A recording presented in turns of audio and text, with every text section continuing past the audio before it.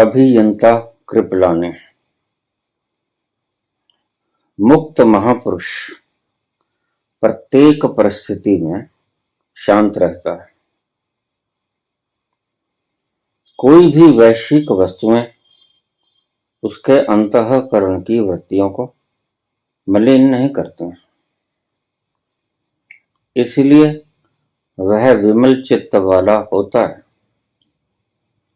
वह समान समस्त वासनाओं से मुक्त होता है। सर्वत्र दृश्यते स्वस्थः सर्वत्र विमलाशयः समस्त वासना मुक्तो मुक्तः मुक्तः सर्वत्र राजते।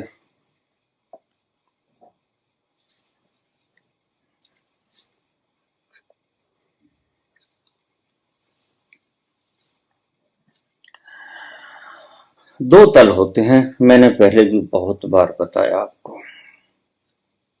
एक तल वो जहां जाकर आपको अनुभव होता है, लेकिन उस अनुभव पर जाकर आप व्याख्यायित नहीं कर सकते कि यहां है क्या।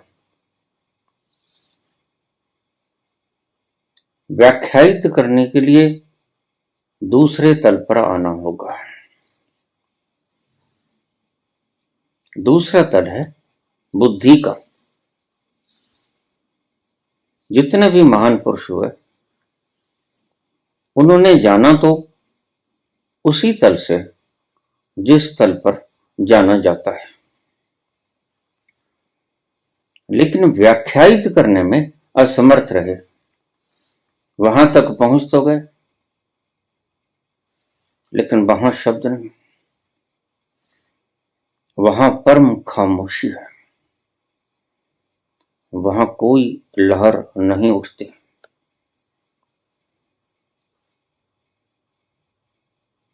मौन ही मौन, परम मौन, शांति ही शांति, परम शांति। इन दो तलों की ही बात आज फिर करेंगे। अष्टावक्र का यह सूत्र यद्यपि अनुभव किया गया उस तल पर जाकर, जिस तल पर बैठकर व्याख्या नहीं हो सकती, और जिस तल पर आकर व्याख्या हो सकती है, उस तल पर बैठकर अनुभव नहीं हो सकता। अब ये दोनों बातें बिल्कुल अलग हैं।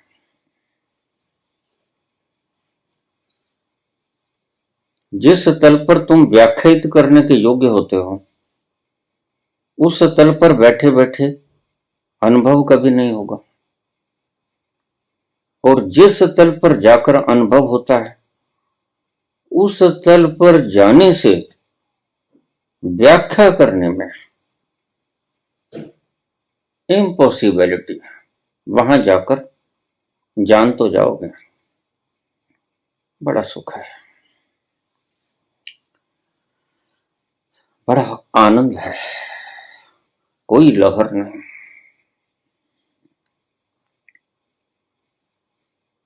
कोई हिलजुल नहीं, कोई हलचल नहीं, खामोशी, कोई तूफान नहीं, कोई विचार नहीं सता रहे, कोई बेचैनी नहीं, कोई दुख दर्द नहीं। ये वो तल है जहां जाकर तुम जान पाते हो। लेकिन जान तो पाते हो, तो कबीर कहते हैं, ज्यों गूंगा गुड़ खाई के कहे कौन मुख स्वाद। गुड़ तो खा लिया, उस तल पर पहुंचकर गुड़ तो चख लिया, लेकिन स्वाद किस मुख से कहे। अब वहां जाकर बोलने के लिए जीवा भी तो नहीं है।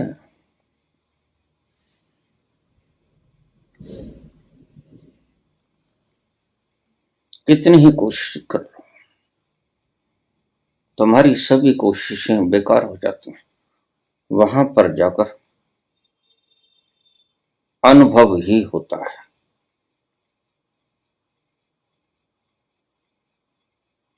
और दूसरे तल पर आकर व्याख्या ही होती है। इन दोनों तलों के फर्क को बड़ी अच्छी तरह से समझ लेना।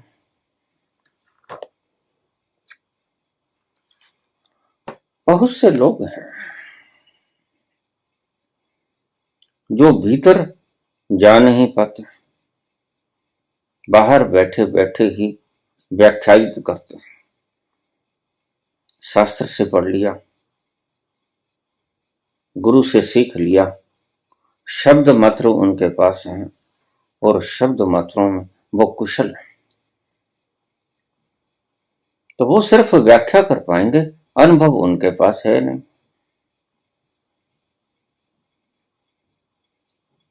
और जो उस तल पर पहुंच गया, अनुभव उसके पास अनुभव ही अनुभव है, शब्द उसके पास है नहीं, क्योंकि वहां खामोशी है, वहां कोई लहर नहीं, शब्दातीत है वो, अखरा नालों वक्खर है वो, अक्षरों से परे है। और व्याख्या तो अक्षरों के द्वारा ही होती है। इसलिए जिस तल पर व्याख्या हो सकती है, उस तल पर अनुभव नहीं होता। संत कौन? संत वो जिसने उस तल पर जाकर अनुभव ले लिया है, जिसके सब भ्रम टूट गए, जिसकी सब मान्यताएं टूट गई। सत्य क्या है अपने असली प्रारूप में उजागर हो गया। अब मुश्किल पड़ेगी बोलने की। अब आप तक वो संदेश पहुंचाया कैसे जाए?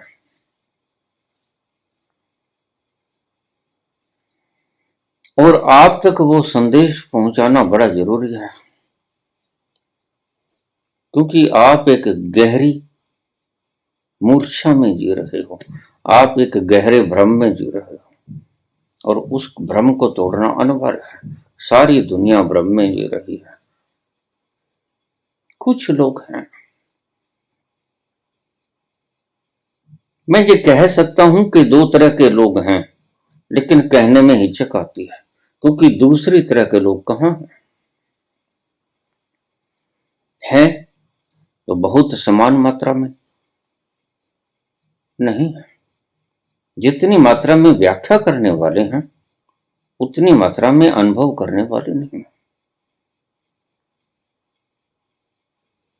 नेग्लिजिबल अमाउंट, इतने कमतर हैं, इतने कम लोग हैं जो बोल रहे हैं, उनमें से जिन्होंने अनुभव किया हो बहुत कम लोग हैं। इसलिए ये दोनों चीजें किसी व्यक्ति के भीतर हो तो उसे हम अवतार कहते हैं। उस तल पर भी पहुंच गया,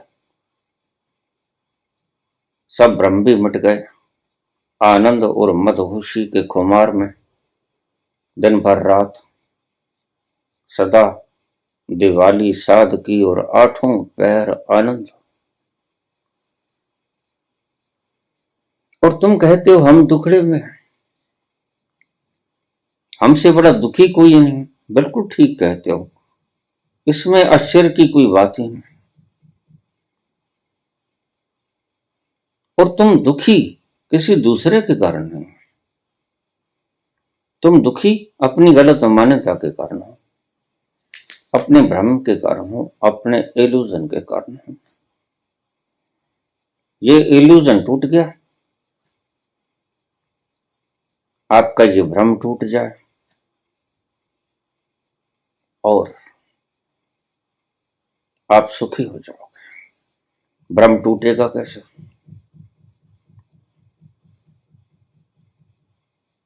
अब ध्यान से सुनने वाली बात है।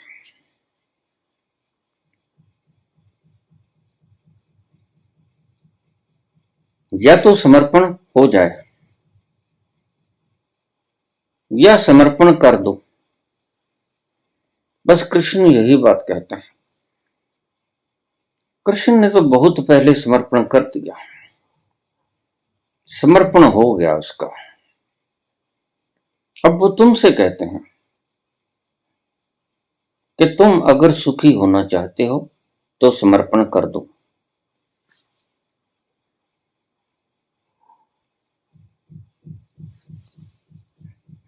आपके लिए इल्यूजन दो तरह के हैं, ध्यान रखना मेरे शब्दों को लफ्ज बा लफ्ज सुनते जाओ। आपके लिए भ्रम इल्यूजन दो प्रकार के हैं। जानते आप दोनों को नहीं। संत कहते हैं कि तुम शिव स्वरूप हो और तुम जानते नहीं कि हम शिव स्वरूप हैं। तो संत तुम्हें कहते हैं कि अच्छा ऐसा करो, तुम जानते तो नहीं, तुम फिर कायदे से ही शुरू कर लो। चलो ए अनार से शुरू कर लो,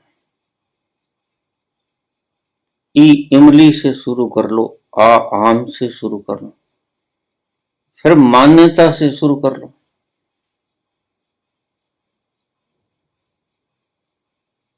क्योंकि एकदम से तुम डॉक्टरेट ना कर पाओगे, एकदम से तुम रिसर्च स्कॉलर ना बन पाओगे। तो फिर ऐसा करो, ठहरना भी क्यों है, रुकना भी काहे को है, वक्त भी काहे खराब करना है। फिर तुम मान ही लो, और सही बात को मानने में कोई दिक्कत भी नहीं होनी चाहिए। सही बात जो है, जो सत्य है, उसको मानने में कोई दिक्कत नहीं होनी चाहिए। तुम्हारे लिए माना कि तुमने अनुभव नहीं किया है, लेकिन तुम्हारे गुरु ने इसे अनुभव किया है, इसलिए ये सत्य है। और सत्य को मान लेने में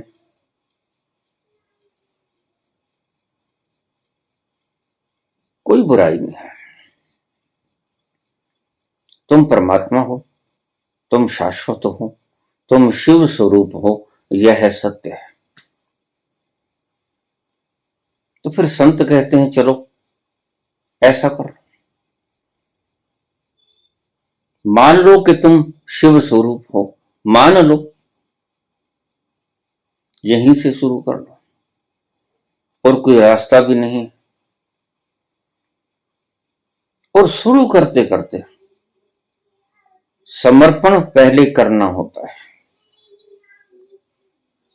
इसलिए भगवान कृष्ण कहते हैं कि मुझको समर्पित हो जाओ, मामेकम शरणम व्रज, मेरी शरण में आ जाओ। तो एक बार समर्पण करना पड़ेगा, और समर्पण करते करते करते करते न जाने कितना वक्त बीत जाए। ये आपके समर्पण की गहराई निर्धारित करेगी कितने वक्त पे, कितने वक्त में आप उस तल पे पहुंच पाते हो। यह आपकी श्रद्धा, यह आपकी समर्पण की गहराई। तो गुरु कहते हैं कि सत्य को मान लो, चलो ऐसा करो। ए अनार होता नहीं है, ए सिर्फ अनार का नहीं होता है, ए और भी बहुत सी चीजों का होता है, ए अखरोट का भी होता है। लेकिन एक बार मान लो कि ए अनार का होता है, धीरे धीरे तुम सीढ़ी ब सीढ़ी चढ़ते जाओगे, तब तुम्हें पता चल जाएगा कि ए सिर्फ अनार का नहीं होता, बहुत सी चीजों का ए होता है। लेकिन शुरू में ए अनार का भी होता है, यह सत्य तो है। और सत्य को मानने में कोई तकलीफ नहीं होनी चाहिए। शिव हम, मैं शिव स्वरूप हूं, ये सत्य है। तो संत कहते हैं ठीक, तो मेरे दिशा निर्देश में चलते रहो, और तुम अपने आप को समर्पित कर दो उस शिव स्वरूप को कि तुम शिव हो।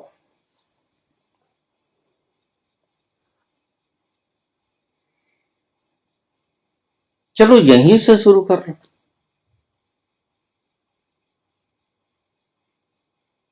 जब हम पढ़ाई पढ़ते हैं तो ऐसे ही हम आगाज करते हैं, कायदे से, अल्फाबेट से। यदि कि ए अनार का खरीदा हुआ नहीं है, लेकिन फिर भी ए अनार का तो है, ये सत्य तो है, तो चलो इसे मान लो।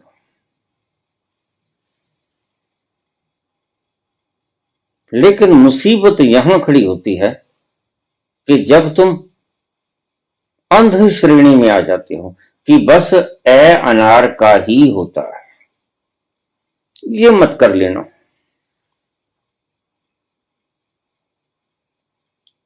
ऐसे अनार ये तो ठीक, लेकिन ऐसे सिर्फ अनार ये ठीक नहीं, ये तुम्हें भटका देगा और फिर तुम कभी नहीं पहुंच पाओगे।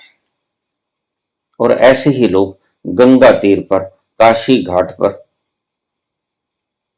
नदियों के किनारे, सरयू के, यमुना के, कावेरी के, सरस्वती के तट पर बैठे बैठे रटे जा रहे हैं, अहम ब्रह्मस्मि, शिवोहम।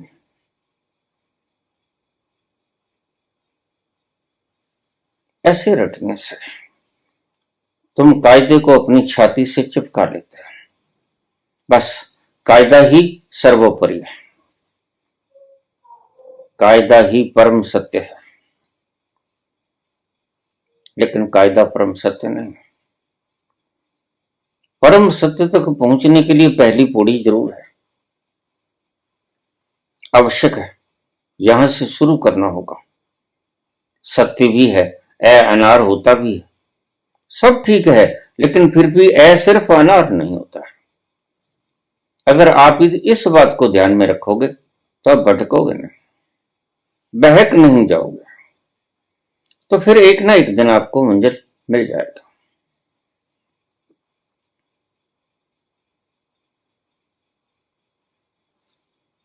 तो अष्टावक्र कहते हैं, मुक्त महापुरुष प्रत्येक परिस्थिति में शांत रहता है, वह अशांत होता ही नहीं। देखिए, ये वर्णन अंतस के उस तल पर उस तत्व का हो रहा है। एक एक शब्द को ध्यान से सुनना बड़ा गहरा है।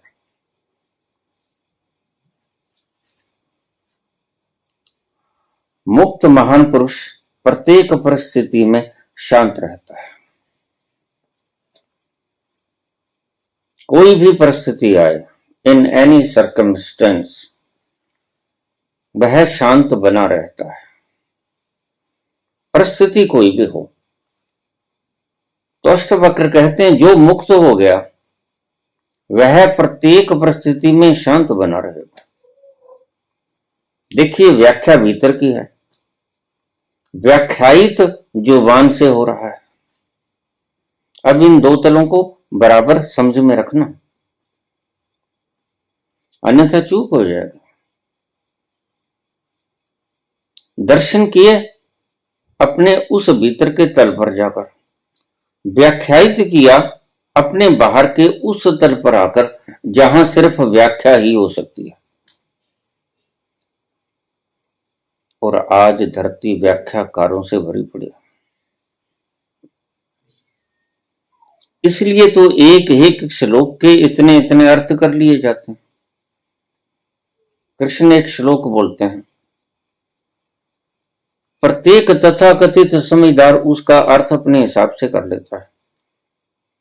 बिना अनुभव से आया हुआ यह व्याख्यान है। यह व्याख्यान जो आपके आचार्य गण करते हैं, यह व्याख्यान सही नहीं है, क्योंकि प्रत्येक आचार्य ने जो व्याख्या की वो सबकी व्याख्याएं अलग थीं। और कृष्ण ने जो बोला उसके अर्थ 500 नहीं थे, उसका अर्थ एक था। अर्थ आपने कर लिए 500, इससे क्या अंदाजा लगा लिया जाए? इससे यही अंदाजा लगा दिया जाए कि अर्थ करने वाले गलत हैं। कम से कम 500 के 500 तो ठीक नहीं हो सकते, एक ठीक होगा, वो कोई भी हो।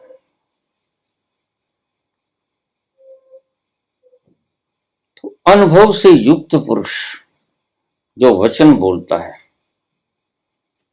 वह सत्य होता है, और सत्य को मान लेना शुभ है। लेकिन मुश्किल तब खड़ी होती है जब सत्य को हम निम्न तलों पे ले जाकर व्याख्यात करते हैं। जो सत्य को हम कथाओं में डाल लेते हैं, जब सत्य को हम लहसुन और प्याज की व्याख्याओं में ले आते हैं, जब सत्य को हम मोर और मोरनी के गर्भ धारण के संबंध में उसके आंसुओं से मोरनी गर्भवती होती है, इन पे ले आते हैं।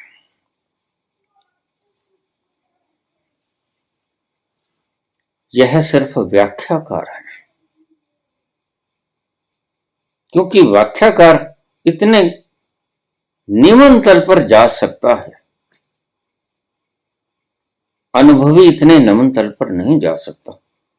अनुभवी ज्यादा से ज्यादा आपको समझाने के लिए एक थोड़ा सा पुल बांध सकता है ताकि आप समझ जाओ। अनुभव से व्याख्या तक का पुल। हालांकि एक बात आपको समझा दूं कि अनुभवों को व्याख्यायित कभी नहीं किया जा सकता, इसलिए कबीर कहते हैं जो गूंगा गुड़ खाई के कहे कौन मुख स्वाद। व्याख्यायित तो नहीं हो सकता, और अगर व्याख्यायित नहीं हो सकता इसलिए उनकी व्याख्याओं से इतने प्रश्न आप उठा देते हो। आप सही भी हो, सही कैसे हो? क्योंकि व्याख्या सही है ही नहीं। उस परम तत्व की, उस विराट की, उस अस्तित्व की व्याख्या हो ही नहीं सकती। और जिन शब्दों का सहारा लेकर संत उस विराट की व्याख्या करेगा, वह शब्दों के द्वारा करे, वह इशारों के द्वारा करे। वह ना तो शब्द वहां तक पहुंचेंगे, ना इशारे वहां तक पहुंचेंगे, तो चूक हो जाएगी। लेकिन संत की अपनी मजबूरी है,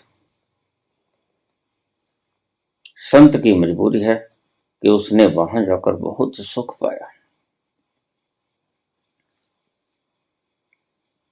और सुख पाने के बाद जब वो मल मल कर उस तीर्थ में नहा लिया, तो उसे लगा कि दुनिया जल रही है।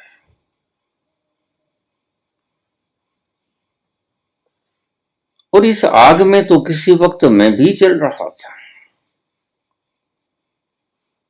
उसके भीतर करुणा की एक भावना जगती है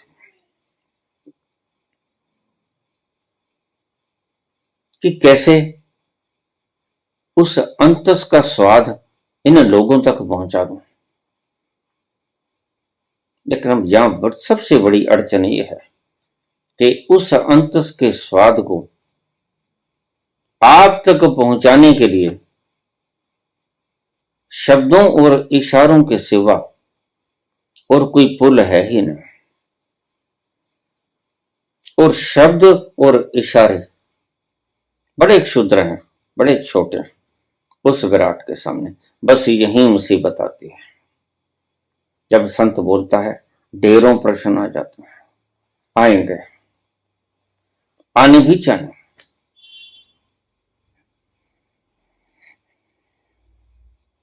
क्योंकि जो संत बोला, जिस अनुभव को लेकर संत बोला,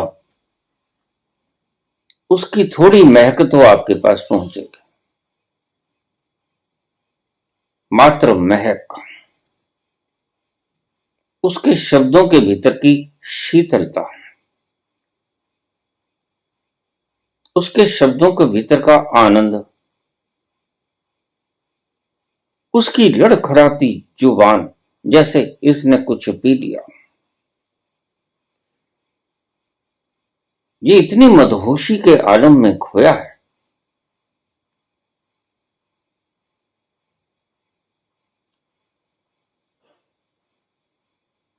इतने आनंद से ग्रस्त है, ये बोलना चाहता है लेकिन बोलने के लिए शब्द नहीं, लड़खड़ा जाता है।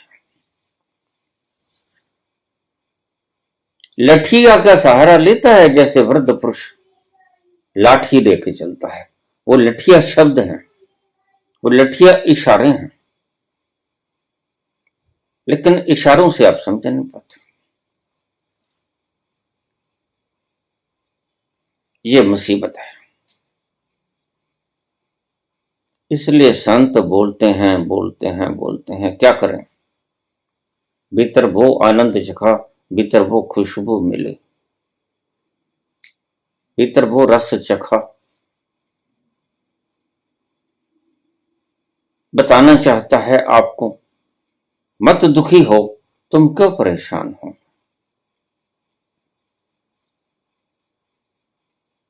लेकिन क्या करें,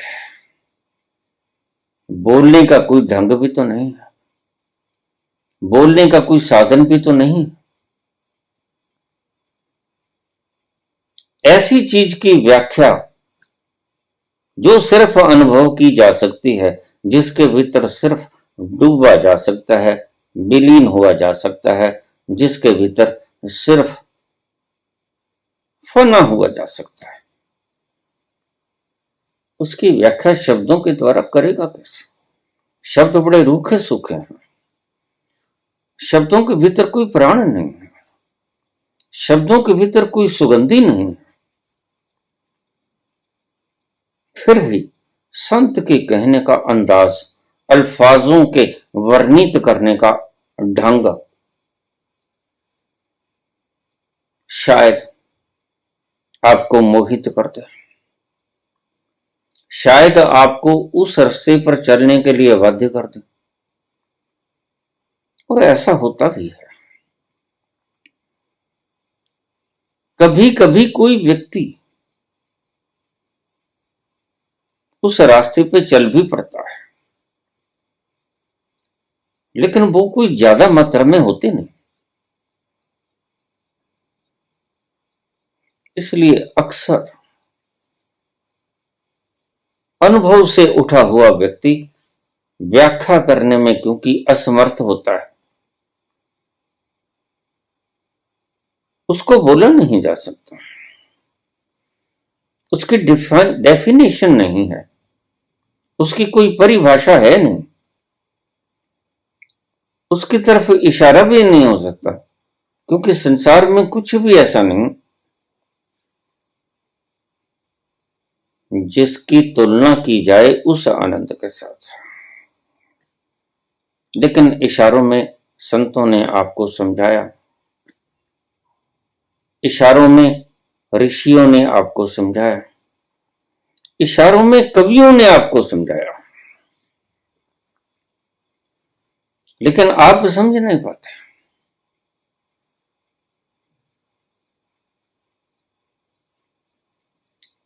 तात स्वर्ग अपवर्ग सुख, रखिए धरिए तुला एक अंग। तात स्वर्ग अपवर्ग सुख, धरिए तुला एक अंग। तूल न ताहि सकल मिली, जो सुख लव सतसंग। जो सत्संग आप करते हो करो, चलो कम से कम उतने वक्त में कोई शरारत तो नहीं करोगे। लेकिन सत्संग के साथ चिपट मत जाना, क्योंकि यह असली सत्संग है नहीं। असली सत्संग होगा उस दिन जिस दिन आप सत्य में डूब जाओगे और वो सत्य तुम्हारे भीतर विराजमान है। वह सत्य आपके भीतर उस तल पर आसीन है। इसलिए जो व्यक्ति वहां पहुंचे उन्होंने उसकी परिभाषा 3 भागों में विभक्त कर दी। सत्य चित्त आनंद। तो हम कहते हैं बोल सच्चिदानंद भगवान की जय। सत्य चित्त आनंद जो है वहां पर जो पहुंच गया उसने वो रस पी लिया, और वहां पर पहुंचकर रस तो पी लिया, नहा तो लिया। आनंद तो इतना आया कि उसकी व्याख्या कोई नहीं, लेकिन कहने के लिए शब्द नहीं, कहने के लिए जुबान नहीं। अब आप तक कैसे पहुंचा है, ऐसा कोई भी माध्यम नहीं।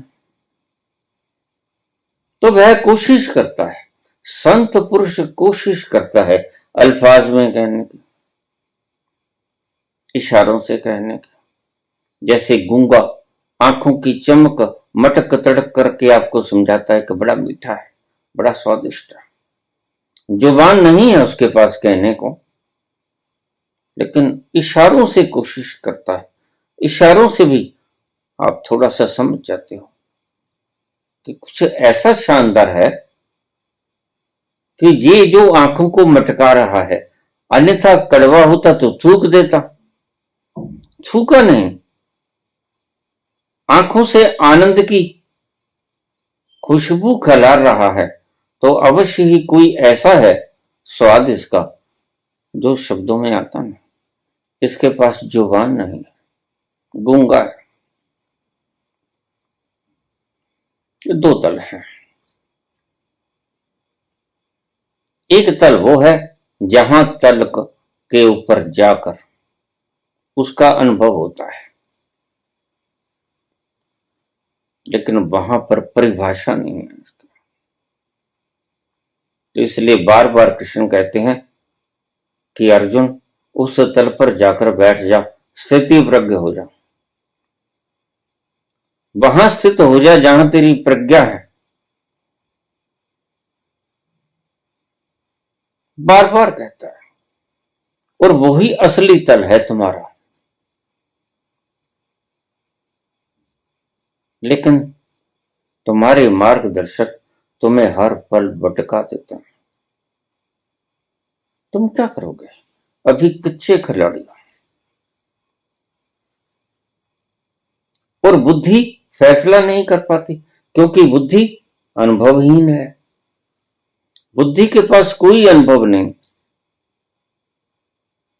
और परमात्मा के पास कोई शब्द नहीं। यही मजबूरी है। रामकृष्ण परमहंस ता जिंदगी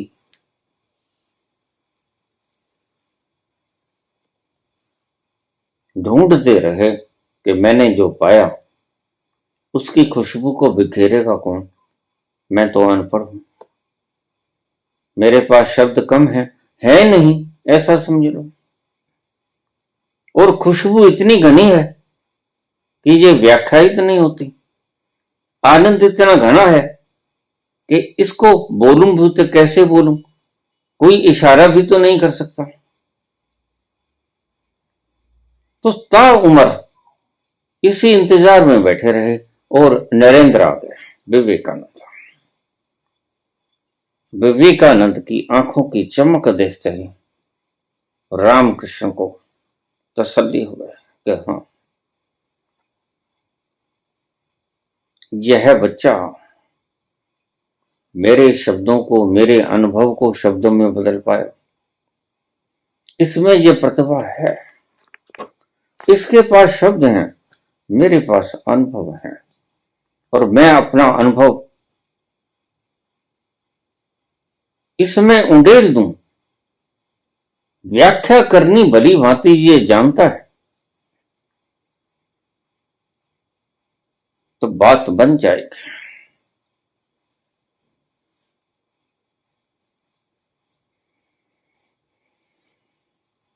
मुमुक्षु से विवेकानंद पूछते हैं कि परमात्मा है? हाँ है, देखना है। फिट के विवेकानंद, नरेंद्र, हाँ देखना है। क्योंकि आज तक बहुतों से यह सवाल पूछा था, इस सवाल के लिए तैयार नहीं थे कि आगे से कोई संत भी पूछ लेगा कि है, देखना है। लेकिन थोड़ा सा झिंझड़े और तत्क्षण होश में आए, हाँ देखना है। तो फिर ये देखो, सर पे हाथ रख दिया और विवेकानंद उस लोक के करीब पहुंच गए जहां जाकर इल्यूजन मर जाता है। अर्जुन का भी इल्यूजन मरा जब शक्तिपात किया कृष्ण ने। बस इल्यूजन ही मरता है, मैं ना मरूं, मरे संसारा। संसार कहते हैं इल्यूजन को। कबीर, भ्रम मिटता है। एक भ्रम है तुम्हारा, उस भ्रम के कारण ही तुम दुखी हो। कोई स्वप्न आ रहा है और बड़ा भयावह है, स्वप्न है, डरावना है।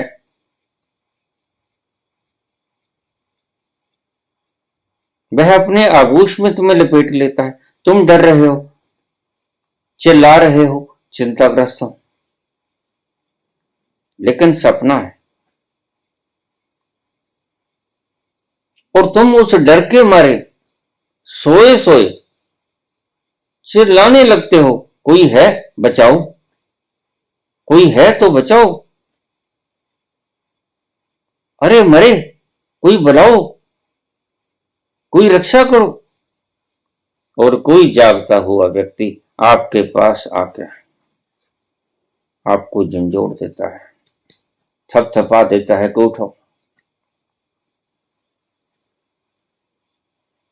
तो आप उठ जाते हो। कहां जाते हैं वो सारे दृश्य? किसी ने आपकी गर्दन पे छुरा लगा लिया था, किसी ने छुरा घोंपने की चेष्टा की थी। आप डर रहे थे कि प्राण गए, अब गए तब गए। डर के मारे चिल्ला रहे थे, कोई है तो बचाओ। और कोई जागने वाला व्यक्ति आपको झंझोड़ देता है कि उठो, क्या हुआ है, क्यों चिल्ला रहे? और आप जाग जाते हो। अब जागने के बाद किसी उपदेश की जरूरत पड़ती है क्या? नहीं, बस जागना ही होता है। जब व्यक्ति जाग जाता है तो फिर उसे कुछ समझाने की जरूरत नहीं होती। फिर सारे शब्द, सारे शास्त्र बेकार हो जाते हैं। सिर्फ जागना होता है, जागते ही। इसलिए संतों के पास मुमुक्षु जाते हैं, रोते चलाते, दुख दरिद्र इसका ताप सहते हुए। और संत कहते हैं, पहले जानो तुम हो कौन। दुखी तो हो, ये तो ठीक, मुझे दिख गया, लेकिन तुम हो कौन ये जानो। संत जानता है कि अगर इसने स्वयं को जान लिया तो फिर दुख कहां से, दुख मिट जाएगा। दुख तभी तक है जब तक इसने स्वयं को स्वयं जाना नहीं। दिन में शास्त्र पढ़ लिए होंगे, दिन में गंगा किनारे बैठे माला का जाप कर लिया होगा कि मैं तो शिव स्वरूप हूं, मैं भगवान हूं, मैं परमात्मा हूं, चारों दिशाओं में मेरा फैलाव है। लेकिन शास्त्र पढ़ने से क्या होता है? कुछ नहीं होता। भीतर का शास्त्र, वहां पहुंचना होता है। और वहां पहुंचकर जो आप अनुभव करोगे, फिर बाहर आकर बुद्धि के तल से व्याख्यायित करना होता है। और ये दोनों काम जो कर सकता है वो ही संत। जिसने कोई भी एक काम किया, सिर्फ जाना और बोल ना पाया, वह बुद्ध के बेटे राहुल की तरह चला गया। वह बोल नहीं सकता था, उसके पास शब्द नहीं थे। उसकी भ्रांति मिटी और उसने देह छोड़ दिया। अनंत ऐसे प्रबुद्ध जन हैं जिनका भ्रम टूटते ही वो इस शरीर को छोड़ देते हैं कि अब ये वस्त्र हो गए।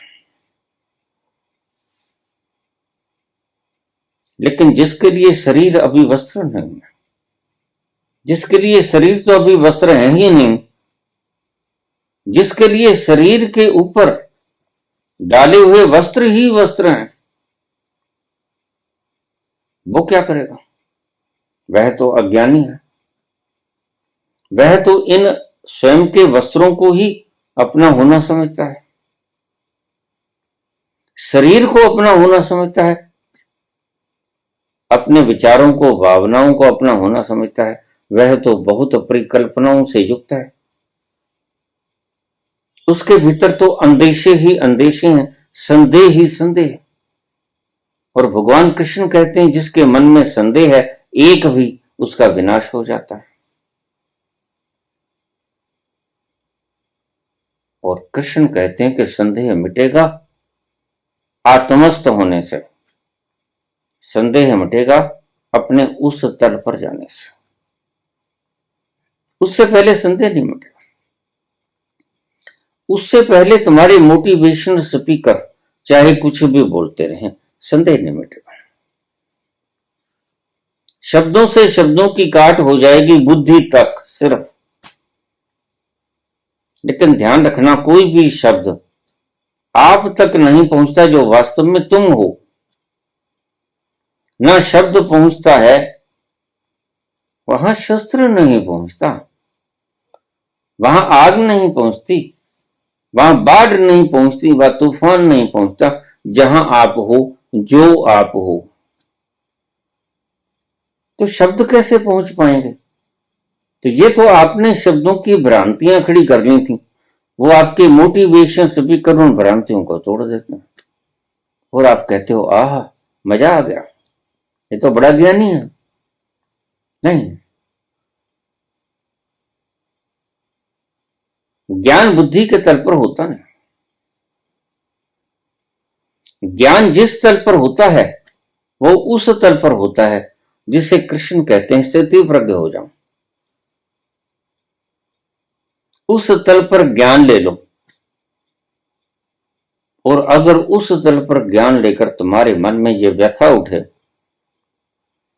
कि मेरे तो दुखड़े सब मिट गए, अब दुनिया के दुखड़े में कैसे मिटाऊं? ये जो आज कत्लो गारतें चल रही हैं, लड़ाई झगड़े चल रहे हैं, अपने आप को एक दूसरे से ज्यादा बलि सिद्ध करने की फिराक में जो इतनी कत्लो गारत हो रही है, यह मात्र एक चीज का अभाव है। क्या? अनुभव का अभाव।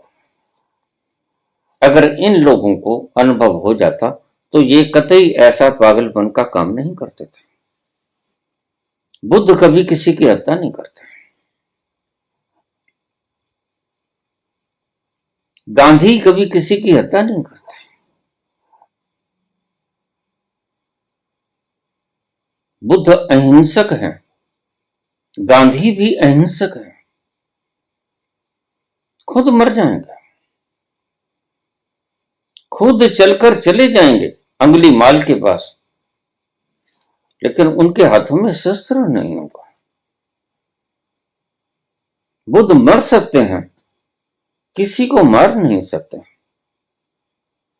क्यों? क्योंकि उन्होंने जान लिया कि मैं वो तत्व हूं जो मरता नहीं।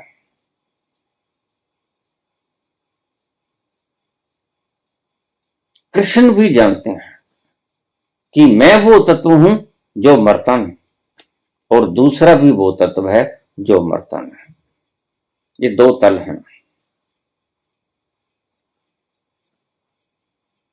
बुद्ध कहते हैं जब कोई मरता नहीं तो उसको मारना भी क्यों है? और कृष्ण कहते जब कोई मरता नहीं तो उसको मार देने में भी क्या हर्ज है, जब वो मारने योग्य है व्यक्ति, और मारने के बिना हल नहीं होगा, क्योंकि इसकी फितरत तो बदली जा नहीं सकती। तो जिसकी फितरत ना बदली जा सके, उसको बदलने का एक ही उपाय है कि उसको मार दो, ऐसा कृष्ण कहते हैं। बात दोनों की एक है, दोनों ने एक ही अनुभव किया है, दोनों उसी तल पर जाकर एक ही अनुभव से बोल रहे हैं, लेकिन व्याख्यायित करने के ढंग बदल गए। ढंग क्या बदल गए, बिल्कुल विपरीत हो गए। बुद्ध कहते हैं जब कोई मर नहीं सकता फिर मरना क्यों।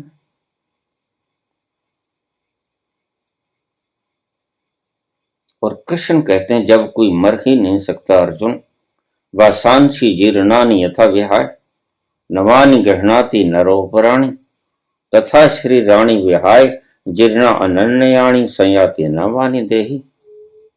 ये तो वस्त्रों की भांति है। जैसे देही देह को छोड़ देता है, वैसे ही प्राणी अपने वस्त्रों को छोड़ देता है। ये दोनों एक ही बात है। देही कभी मरता नहीं, देह मरती है। जो मरता नहीं वह देही है, वह आत्मा है। सोचने के ढंग है, वो ढंग बिल्कुल उल्टे। बुद्ध कहते हैं जब मरता नहीं फिर मारने की चेष्टा भी क्यों करना। कृष्ण कहता है जब वो मरता नहीं तो मारने में हर्ज भी क्या है, क्योंकि दुष्ट व्यक्ति को बदला तो जा नहीं सकता। तो भगवान कृष्ण कहते हैं दुष्ट व्यक्ति की वृत्तियों को बदला नहीं जा सकता, इसलिए भला किस चीज में है, क्योंकि बदला नहीं जा सकता, इसलिए दुष्ट वृत्ति को के व्यक्ति को मारना ही उचित है। 40 लाख लोग महाभारत के अंदर कृष्ण के इस अनुभव के कारण मार दिए जाते हैं। क्या अनुभव, न हन्यते न हन्यमाने शरीर, नैनम छिदंती शस्त्राणि नैनम दहती पावका न चैनम क्लेदंता को न शोषति मारुत। तुम ऐसा तत्व हो, मरता नहीं, गलता नहीं, जलता नहीं, सूखता नहीं, तुम ऐसा हो। अब सोचने के ढंग है, इसको हम किस प्रारूप में लेंगे, लेकिन ध्यान रखना अनुभव एक ही है, और अनुभव उस तल से आता है। बुद्धि के तल पर वो क्या प्रारूप ले ले, यह व्यक्ति विशेष पर निर्भर करता है। बुद्ध अपने ढंग से इसे व्याख्यायित करेंगे और कृष्ण अपने ढंग से इसे इंप्लीमेंट करेंगे। इंप्लीमेंटेशन का तरीका अलग अलग है, बल्कि विपरीत है। तुम ऐसे तत्व हो जहां तक कोई रोग, कोई शोक, कोई पीड़ा, कोई दुख, कोई दरिद्रता पहुंच नहीं पाती, तो अष्टावक्र कहते हैं कि मुक्त महान पुरुष वो ही मुक्त होता है। मुक्त कौन, जिसके सभी बंधन टूट गए, और बंधन सभी टूटेंगे कैसे, जो मुख्य बंधन तोड़ दो। मुख्य बंधन क्या है, तुम शरीर नहीं हो, तुम मन नहीं हो। बहुत विस्तार से आपको मैं समझा रहा हूं और सिंबॉलिक रिप्रेजेंटेशंस भी प्रयोग कर रहा हूं। मुक्त पुरुष कौन, जिसने जान लिया कि वास्तव में मैं कौन हूं। इसलिए रमन कहते हैं अपने आप को जानो, लाओ से भी कहते हैं नो दाई सेल्फ, गुरजेफ भी कहते हैं रिमेंबर योर सेल्फ, अपने आप को याद करो।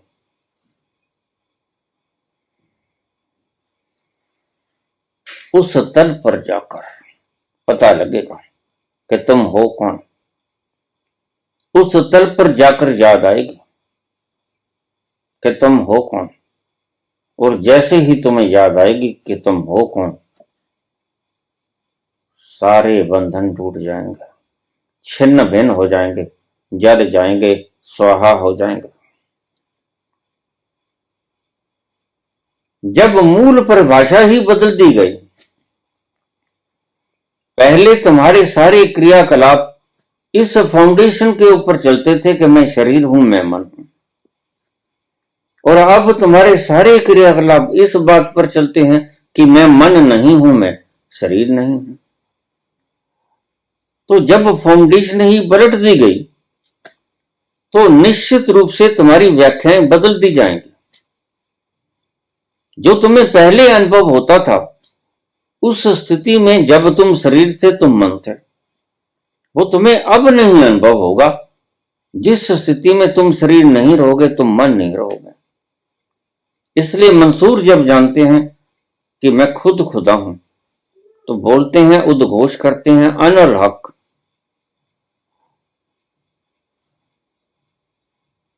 ईसा कहते हैं, मैं परमात्मा का प्रिय पुत्र हूं।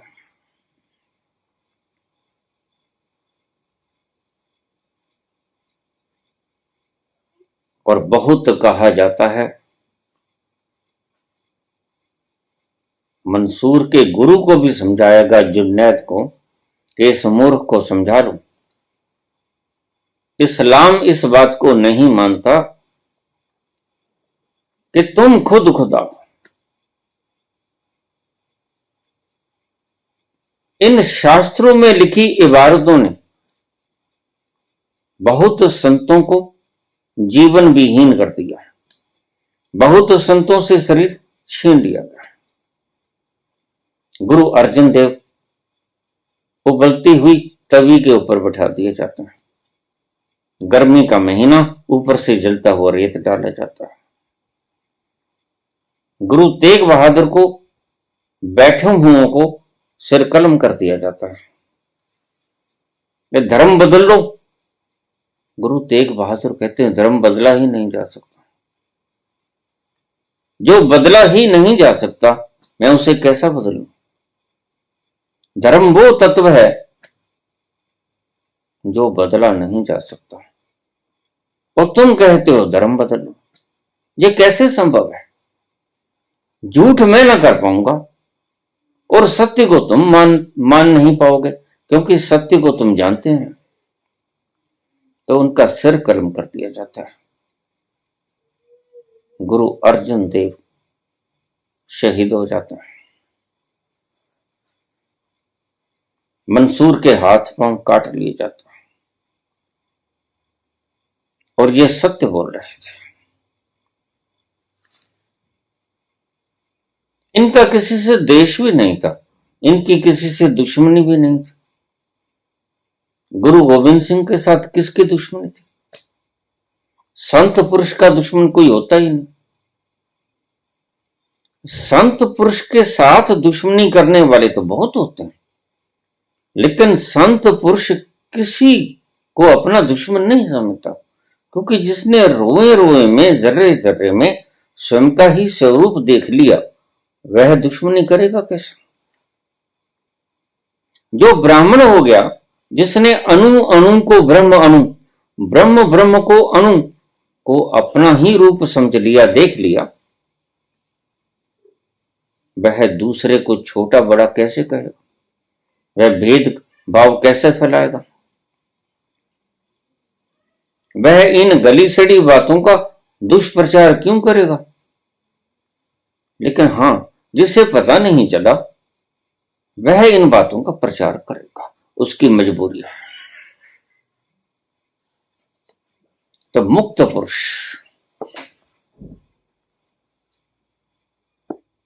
महान पुरुष प्रत्येक परिस्थिति में शांत रहता है। कहां डिगे गुरु अर्जन देव? कहां डिगे गुरु तेग बहादुर? नहीं डिगे। प्रत्येक परिस्थिति में शांत रहता है। कहां डिगे?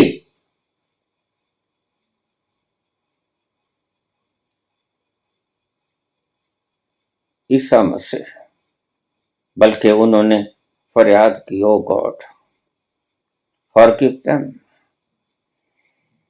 Because they don't know what they are doing.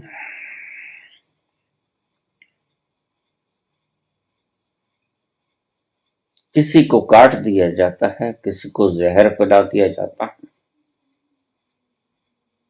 और वो चुपचाप पी लेते हैं। प्रत्येक परिस्थिति में जो शांत रह पाए,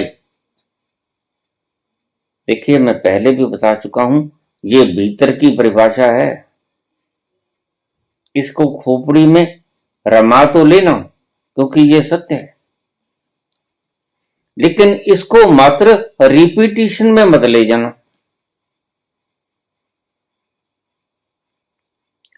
मुक्त महापुरुष प्रत्येक परिस्थिति में शांत रहता है। यह उस भीतर के तत्व की स्थिति है कि प्रत्येक परिस्थिति में जलती हुई आग हो, घने ओले पड़ रहे हो, ठिठुरती हुई बर्फबारी हो रही हो, तूफान उठ रहे हो, बाढ़ आ गया हो, लेकिन वह शांत बना रहता है। किसी भी भूकंप से वह त्रस्त नहीं होता। सर्कमस्टेंसेस में भूकंप आते रहते हैं। तो संत कौन, मुक्त पुरुष कौन? जो प्रत्येक परिस्थिति में शांत रह सके। तो इसको आप शुरू कर सकते हो अभ्यास के रूप में, मान्यता स्वरूप, क्योंकि ये सत्य भी है। तो यहां मेरी एक बात को अपने हृदय में बसा लेना कि सत्य को मान लेना कोई अपराध नहीं, क्योंकि सत्य को मान लेना तुम्हें अंतिम रूप से सत्य तक पहुंचा देगा। जो सत्य को मानते नहीं वह सत्य तक पहुंचते भी नहीं। इसलिए पतंजलि ने, महावीर ने सबसे पहले अपने अष्टांग योग में पहला जो शब्द रखा वो रखा सत्य।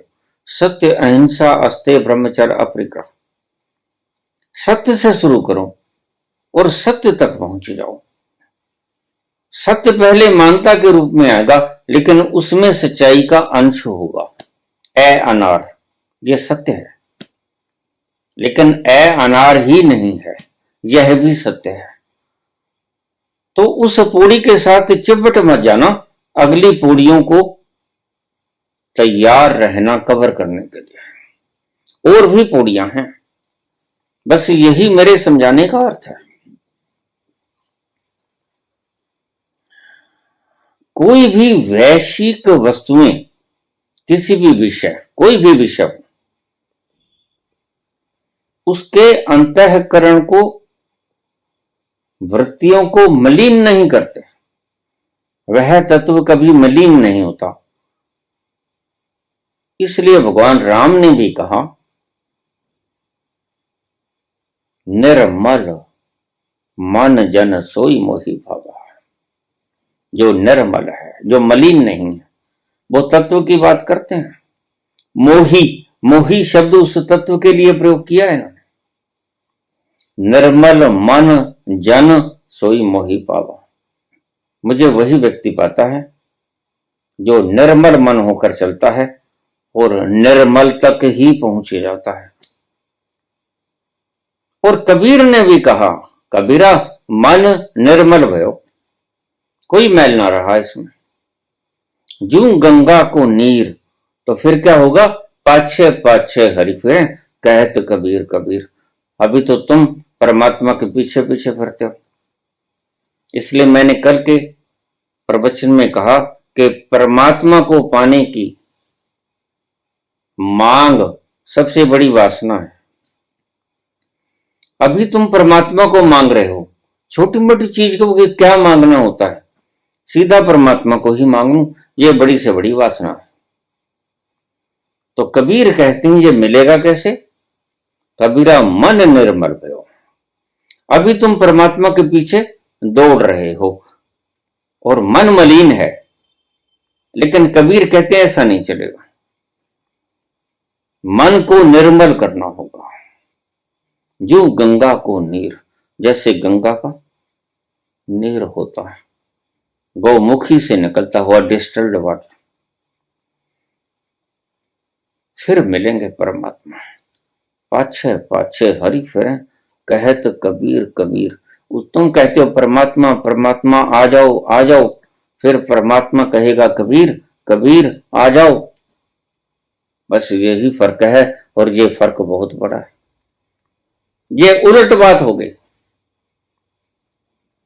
जो मल सहित होगा वह परमात्मा को मांगेगा, और जो मल रहित होगा परमात्मा उसको बुलाएगा कि आ जाओ।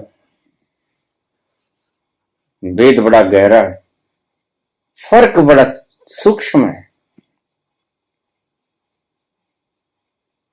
उसके अंतःकरण की वृत्तियों को मलिन नहीं करती कोई भी परिस्थिति बाहर की, उसके अंतःकरण की वृत्तियों को मलिन नहीं करती, क्योंकि वो जानता है कि कोई आग मुझ तक पहुंचती नहीं,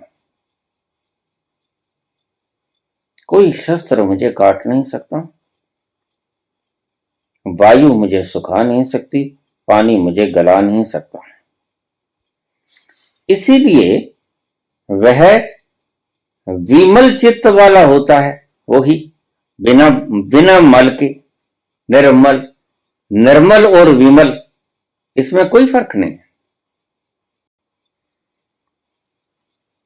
वह विमल चित्त वाला होता है, उसके चित्त में किसी प्रकार का मैल नहीं होता, वह निर्मल होता है, वह विमल होता है। और आगे कहते हैं अष्टावक्र बिल्कुल आखिर में, वह समस्त वासनाओं से मुक्त होता है। क्यों करेगा वासना? सभी भोगों की वासनाएं, जब तक तुम मैले हो, निर्मल नहीं हुए, क्षुद्र पदार्थों में सुख ढूंढने की व्यवस्था को मैल युक्त मन ढूंढता है। जब मन चित्त विमल हो गया, निर्मल हो गया, तो आप पदार्थों में, बाहरी वस्तुओं में सुख की कामना नहीं करोगे। अभी तक तुम निर्मल नहीं हो, इसलिए तुम पदार्थों में सुख की खोज कर रहे हो। बस ये बेसिक ग्राउंड आ गया। निर्मल हो जाओ। अगर तुम निर्मल हो गए तो तुम बाहरी पदार्थों में वासनाओं की खोज बंद कर दोगे। मेरे पास रोज मैसेज आते हैं, बाबा ये मन बड़ा सताता है, ये इंद्रियां बड़ी तंग करती हैं, यह रस ढूंढती हैं बाहर से। ढूंढेंगे, क्योंकि इसका अभी मूलभूत मुद्दा कायम है, इसकी फाउंडेशन बरकरार है। फाउंडेशन क्या है? कि अभी तुम मैल से युक्त हो, और मैल क्या है?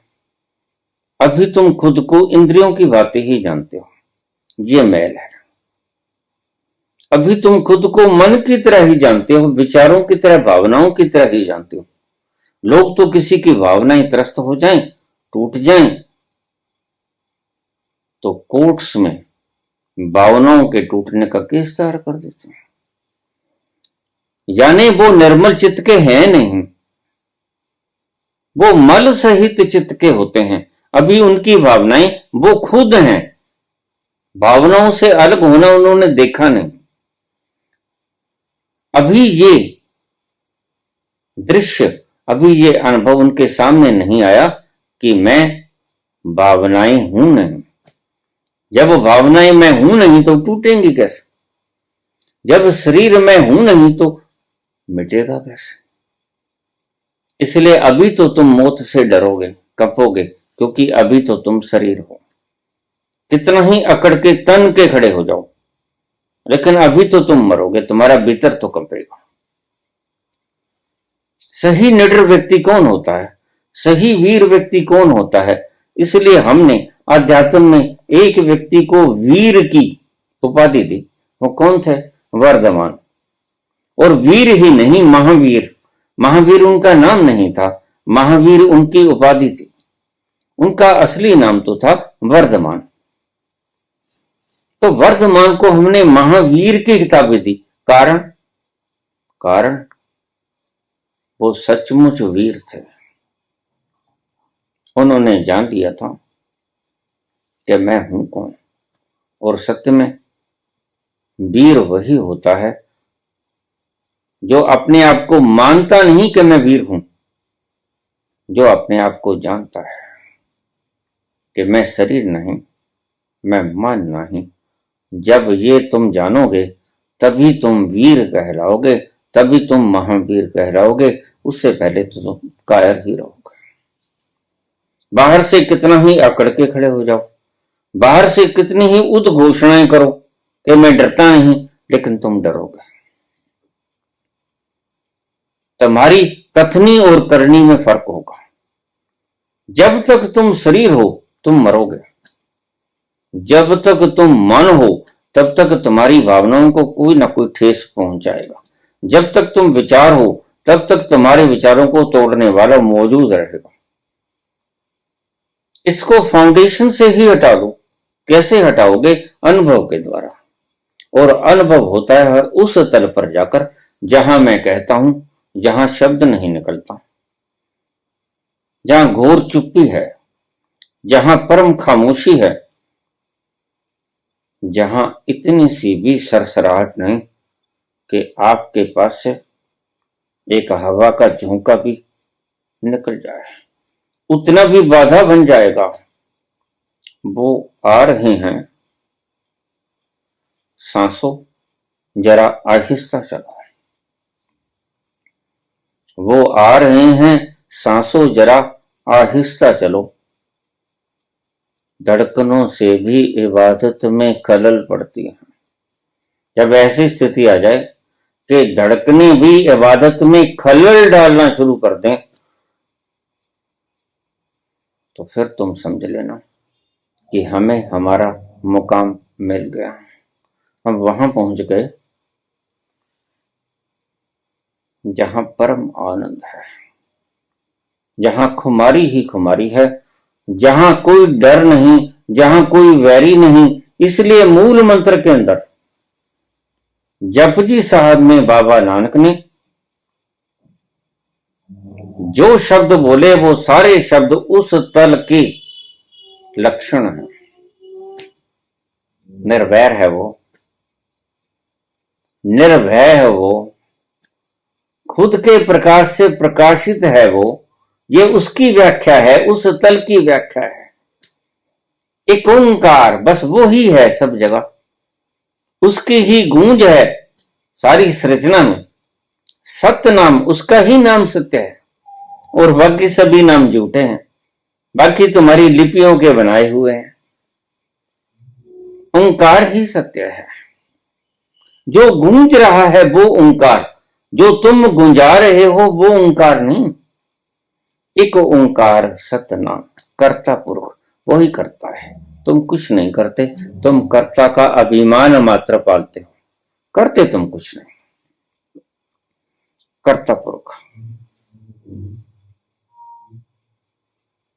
निर्भो, निर्वैर, कोई भय नहीं उसे, वहां भय पहुंचता ही नहीं। किसी के साथ वैर नहीं, क्योंकि सभी जगह वो ही तो है।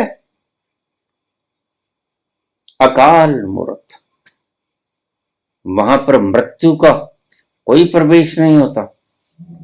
वो है, था और रहेगा। अजूनी, वह किसी विशेष जूनी में नहीं होता। अजूनी, वह प्रत्येक योनियों में है। सभी योनियों में जो रत्ती रत्ती राई राई में कण कण में मौजूद है, वो किसी योनि से बाहर कैसे होगा? अजूनी सैपम, खुद के प्रकाश से प्रकाशित है। एनलाइटेंड विद हिज ओन, खुद के प्रकाश से प्रकाशित है।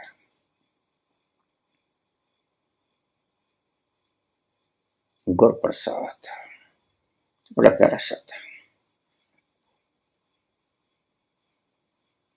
ये गुरु शब्द परमात्मा के लिए व्याख्यात किया गया है, ध्यान रखना। संसारिक गुरु के लिए यह व्याख्यात नहीं किया गया। ये बाबा नानक ने जो गुरु प्रसाद आखिरी शब्द कहा है, वो उस गुरु के लिए कहा है जो आपके ही अंतस में और कोने कोने में विश्व के अस्तित्व के जेता किता तीता नाम सारा पसारा, उसको नाम कहते हैं बाबा। बिन नावे नाही को ठाऊं, और वह नाम ऐसा है, ओमनी प्रेजेंट है, सब जगह विद्यमान है, हर जर्रे में तू ही तो रूबरू है, जिधर देखता हूं उधर तू ही तो है, जिधर देखता हूं उधर तू ही तो है, हर जर्रे में तू ही तो रूबरू है।